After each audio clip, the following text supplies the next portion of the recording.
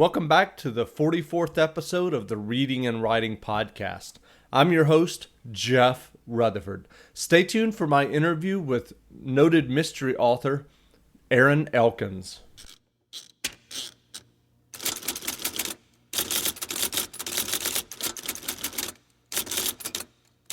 Well, this is Jeffrey Deaver, author of, most recently, The Burning Wire, and soon to be author of the next continuation James Bond novel. I spend a lot of time writing, a lot of time researching my books, but when I'm not doing that, I love listening to the Reading and Writing Podcast, which you can hear at readingandwritingpodcast.com. Welcome back to the Reading and Writing Podcast. Today my guest is Aaron Elkins, author of the award-winning Gideon Oliver mysteries. The fourth Oliver book, Old Bones, received the 1988 Edgar Award for Best Novel. Elkins' latest book is a standalone thriller, The Worst Thing. Aaron, welcome to the podcast. Thank you. Happy to be here. Sure. Well, I just mentioned your new thriller, The Worst Thing. If someone listening hasn't heard about The Worst Thing, can you give them a sense of what to expect with your new novel? Yeah, it's about a hostage negotiator who has a fear of kidnapping himself because he was kidnapped as a 5-year-old. And held captive for almost 2 months, for 60 days. And it scarred him for life, but it also left him with an interest in the field. And so he's not so much a negotiator. In fact, he's not a negotiator. He's someone who trains people who are going to be negotiators, or trains corporate security people, but he won't get involved in negotiating himself or talking to kidnappers. That's too close for comfort. Well, he's also, ever since the kidnapping, he's been a victim of panic attacks, and he carries a vial of Xanax with him to make sure he won't get them. Making a long story short, one of his fears is, not fears, but a fatalistic attitude that one of these days I'm going to get kidnapped. You know, it's kind of like people think whatever is the worst way that they think there is to die, they're probably going to die like that, of whatever they're afraid of. So he gets talked into going to Iceland to work on a training program, and his wife gets kidnapped by accident. She's with somebody who's the focus of the kidnapping, and Brian Bennett's his name, offers himself in her place and is taken. And so this is the worst thing you can imagine. He finds himself in an ice cave in Iceland, dark cave with a metal collar around his neck, chained to the wall, and the question now is, can he outwit his own panic? They take his medications away, and can he outwit his kidnappers? And I imagine I'm not giving anything away if I tell you that he does both by the time the book is done. Right. And I had panic attacks for 10 years myself, so I know what I'm talking about. And whenever I talk about what the thing is, the plot is, it sounds so unrelentingly grim, but I don't think it's a grim book because it's in the first person, and I've tried to make the hero as witty and self-deprecating as me as I can.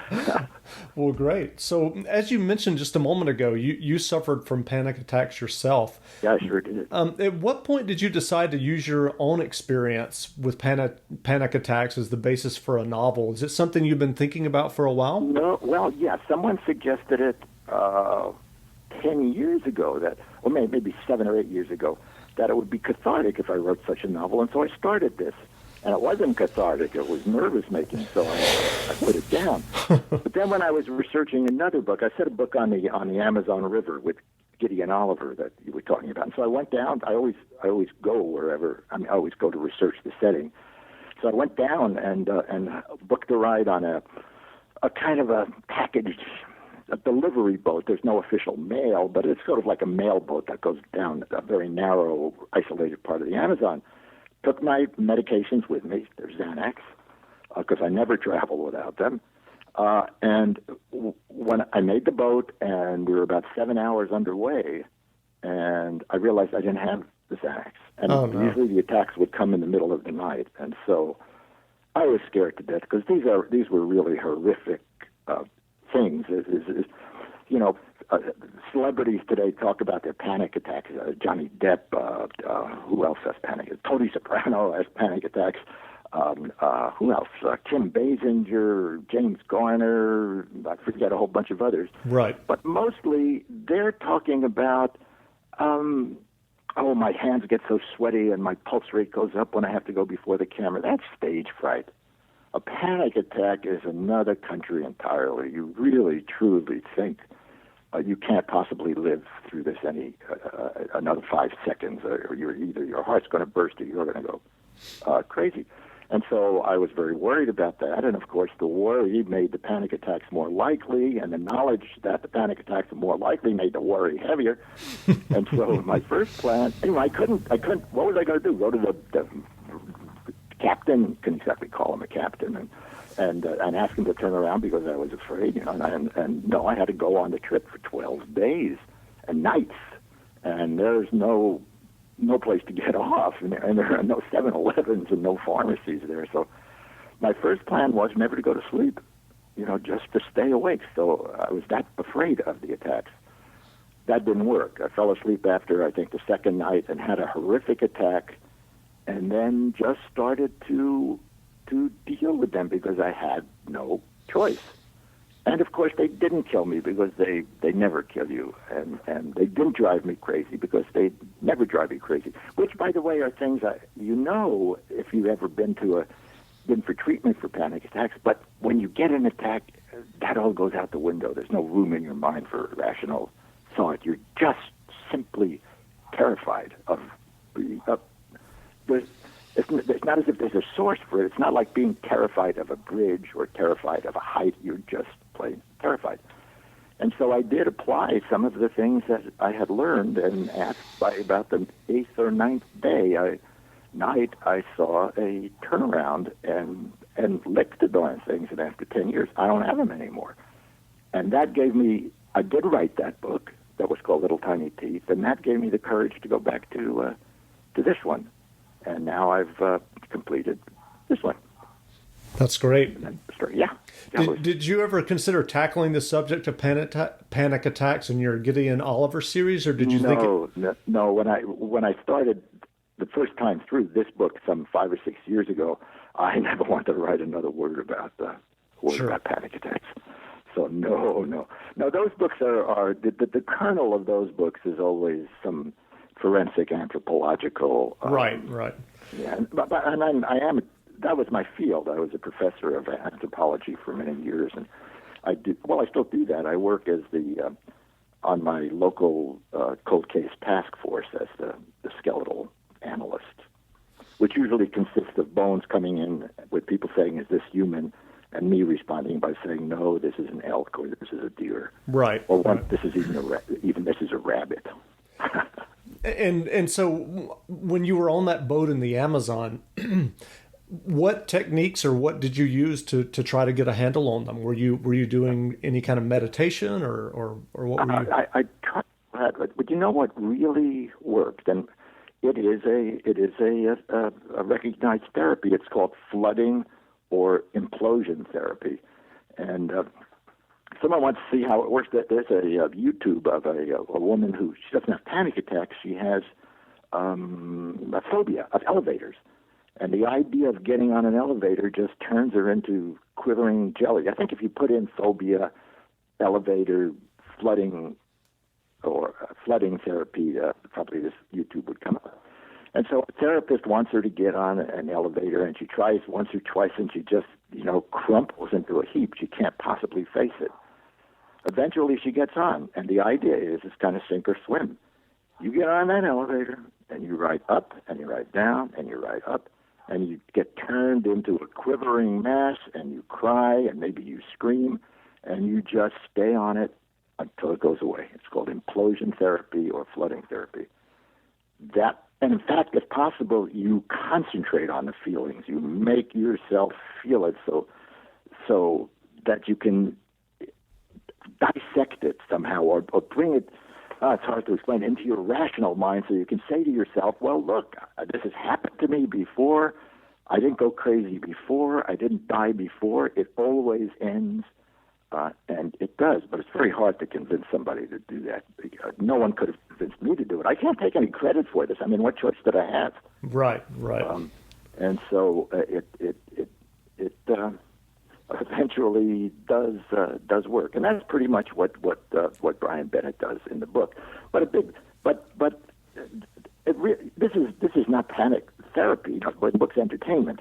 So the main part of the book is really Brian versus his kidnappers, and his main kidnapper is a professional kidnapper who kidnap or hire. And, gotcha. Well, let's talk a moment about the Gideon Oliver series. Now, when you turn on the TV, you can't turn it on without finding some forensic cop show airing. Right.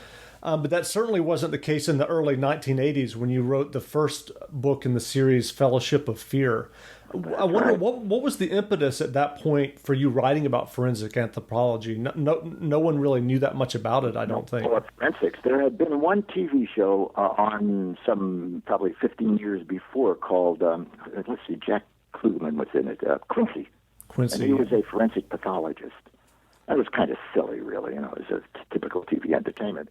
So, yeah, if any of your listeners are looking for the guy to blame for every time they turn on the TV set, it's CSI Miami and CSI Peoria and CSI Kuala Lumpur.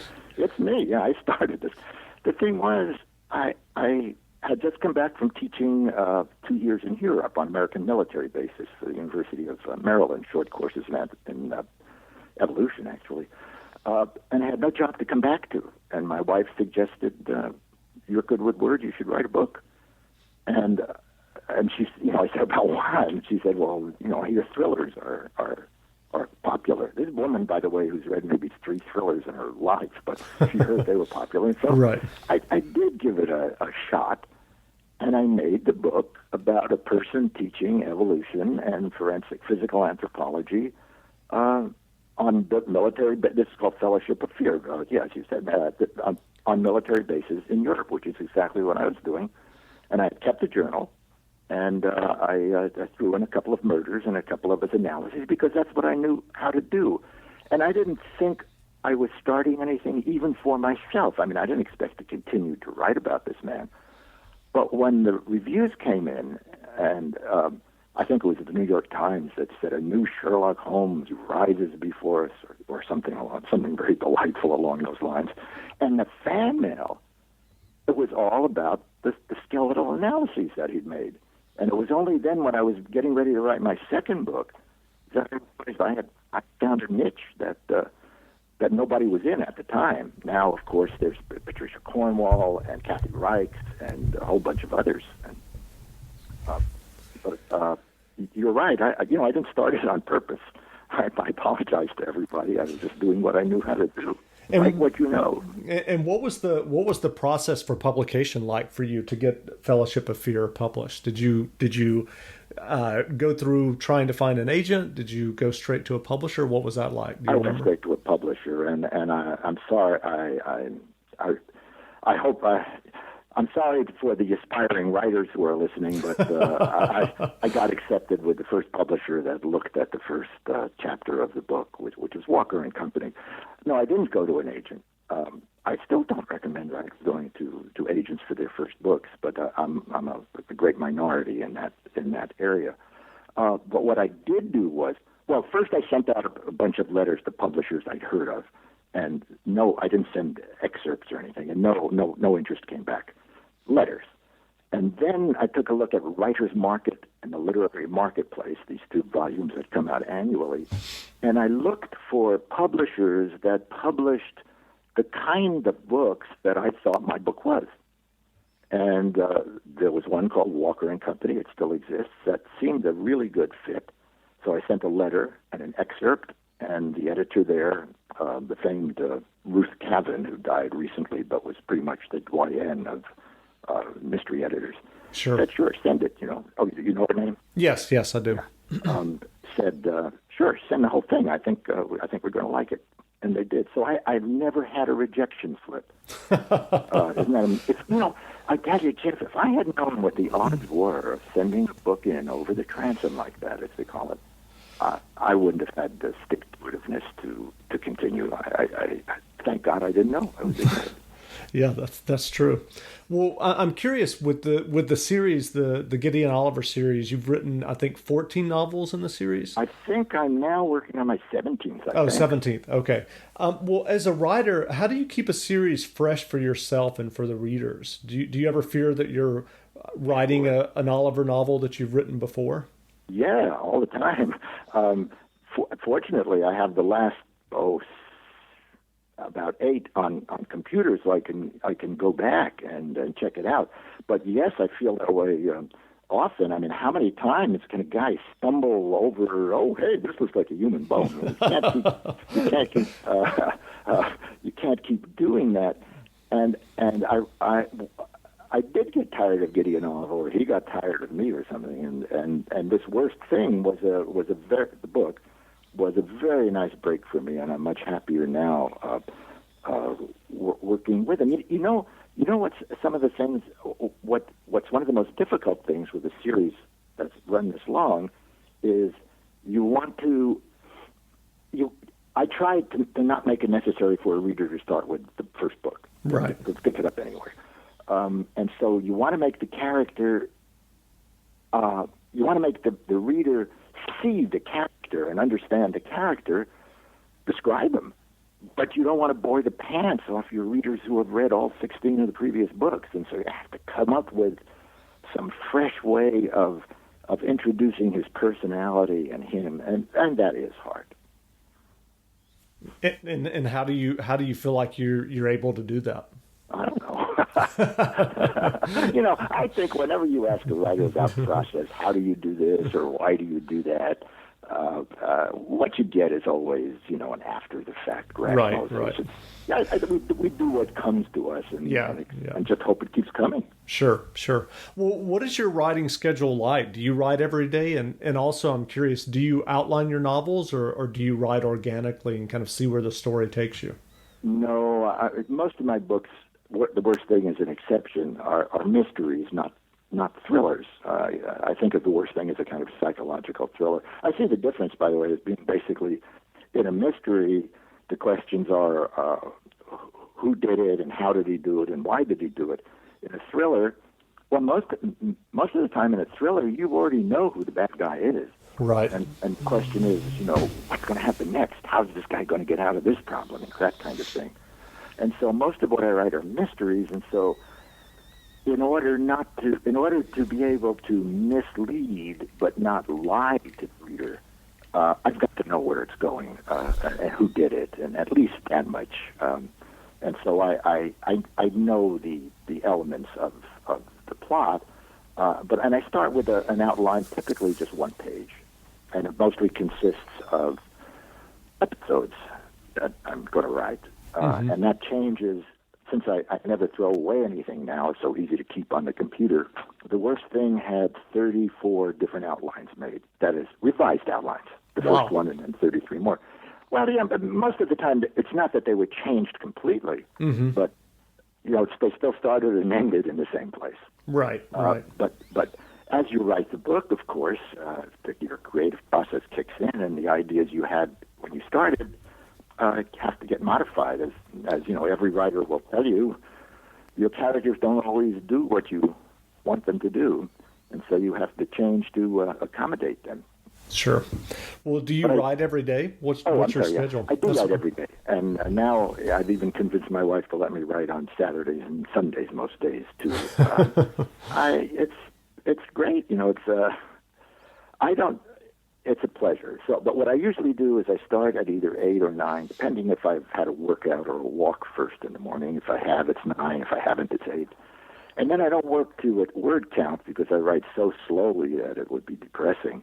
But I work, and I don't work to a time, but I work until I get this feeling of running out of steam, which usually happens about 2 or 3 o'clock. And when I know I'm there, when all the work I've done that day starts looking awful to me, like garbage, waste of time. And I say, okay, that's enough. The critical faculty has just cut in. It's time to call it quits today. And that's usually when I stop. Then the next day, after a good night's sleep, I think, oh, well, that wasn't so bad what I did yesterday. I think I'll continue there. What tips or advice do you have for someone who's listening, who's an aspiring writer?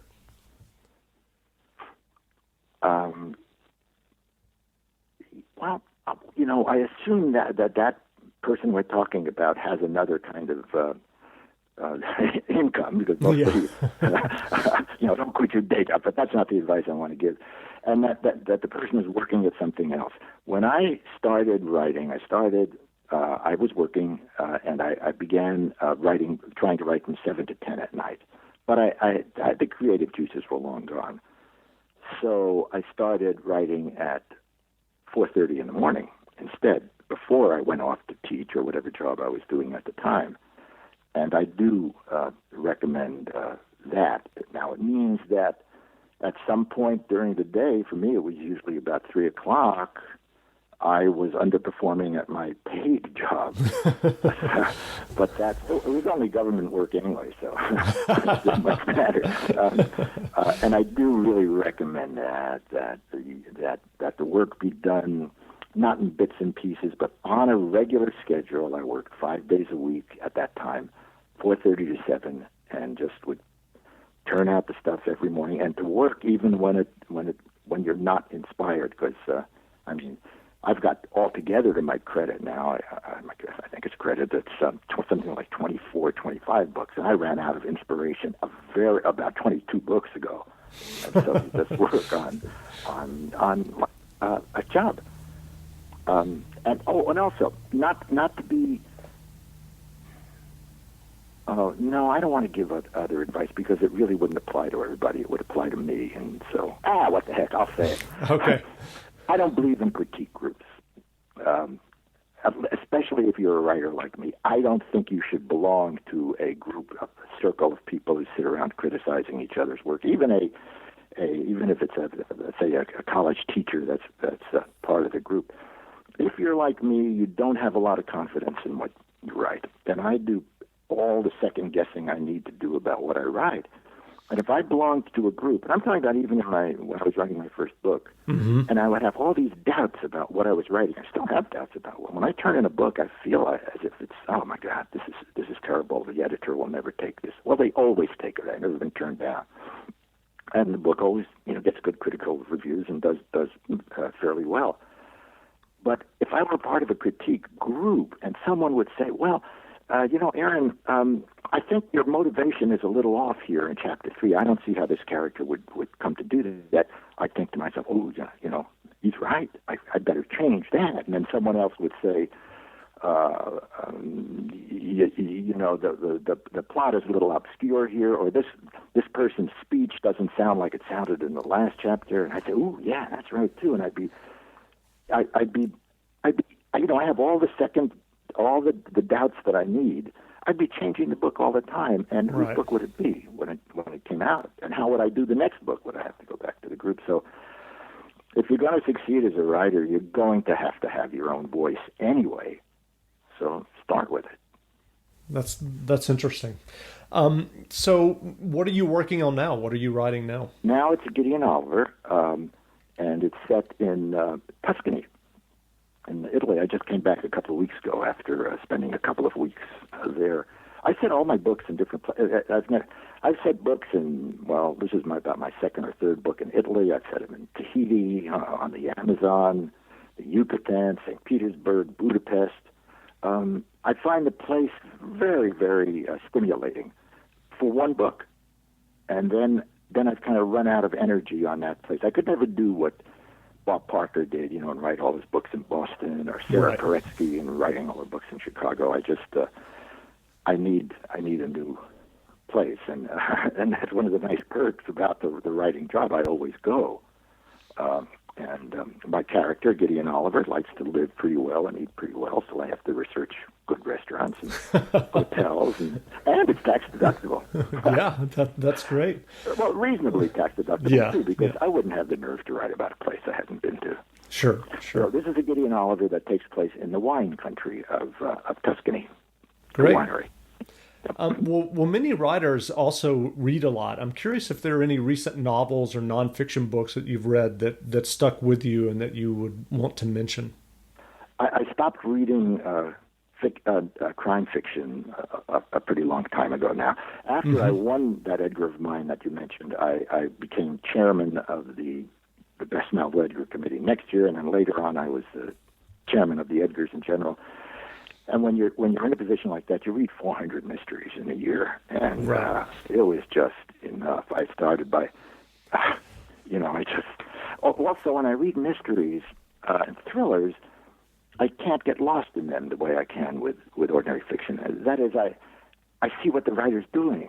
I can see why this person's being inserted in here. I see what he's trying to build, and so it's sort of educational, but it's not fun anymore. And for me, fiction means just getting lost in it and reading along passively and not just putting yourself in the place that the writer wants you to be. I guess my favorite fiction series has to be, wouldn't that be great if I can't think of his name, Patrick O'Brien's series about, what's his name? It's Napoleonic. I don't like historical fiction very much, but this book is great. There was a movie made with Russell Crowe. I know what you're referring to. Master and Commander. Yeah. And I've been through, I think there are 17 of those books. I've actually been through all of them twice, and I almost never read any book twice. Anyway, I think I didn't understand half the language about upping the boom to the jig, but it didn't matter. I think the language is magical. I think Sherlock Holmes or those Conan Doyle stories are the finest of all the mystery series. Right now I'm reading a book that I'm really liking by David Nichols, Nichols, very witty English writer, and probably the last fiction book before that I enjoyed was by Julian Fellows, Fellows, another Brit. He wrote several TV series, names of which are escaping me right now. But anyway, the book was Snobs, and if you like novels of social manners that are really witty, it's a very funny book. Nonfiction, I'm reading now a book by Nathaniel Philbrick called Mayflower. That's about pretty much the starting of the country. Extremely interesting. I actually read that. It is interesting. Oh, yeah. So, I don't know how come, but I'd never heard of the guy before, and he's got all these other, that wonderful feeling you get when you pick up a book by somebody you don't know, and you say, this guy's a good writer, and then you turn in the front, and you see that there's 11 other books that he's written, and oh boy! Yeah, I know. And, that was interesting. There were lots of information and lots of. No, I'm not. I was just going to say there's lots of information and lots of stories in that book about the founding of America that I really had never heard. Yeah, this is new stuff to me. Yeah. And William Manchester is dead now, but I thought he was among the finest of the biographies. Oh, David McCullough. Yeah. Right. Truman is I think, just a terrific book. Great. Well, is there anything that we haven't discussed that you would like to mention? Again, the book that just came out is The Worst Thing, and it's available in bookstores now. Is there anything else? No, this is fun, Jeff. I have nothing else to say. I guess I'm going to go get back with Gideon now. Great. Well, again, we've been speaking with Aaron Elkins, the author of the Gideon Oliver series. His new novel, a standalone thriller, The Worst Thing, is available in bookstores now. And you can check out more about Aaron at his website at www.aaronelkins.com. Aaron, thanks for doing the interview. Thanks so much, Jeff. I enjoyed it very much.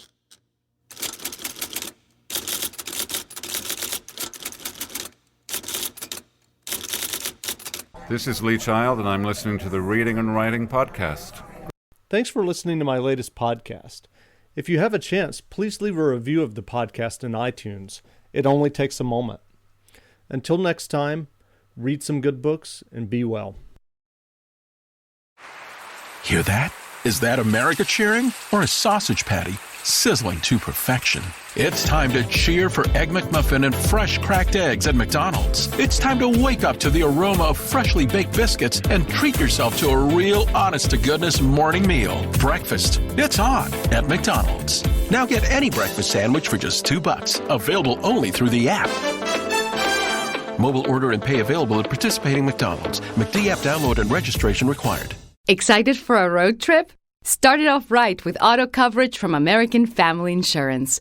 J.D. Power ranked us number 1 in customer satisfaction with the auto insurance shopping experience among mid-size insurers. Get a quote at amfam.com. American Family Insurance.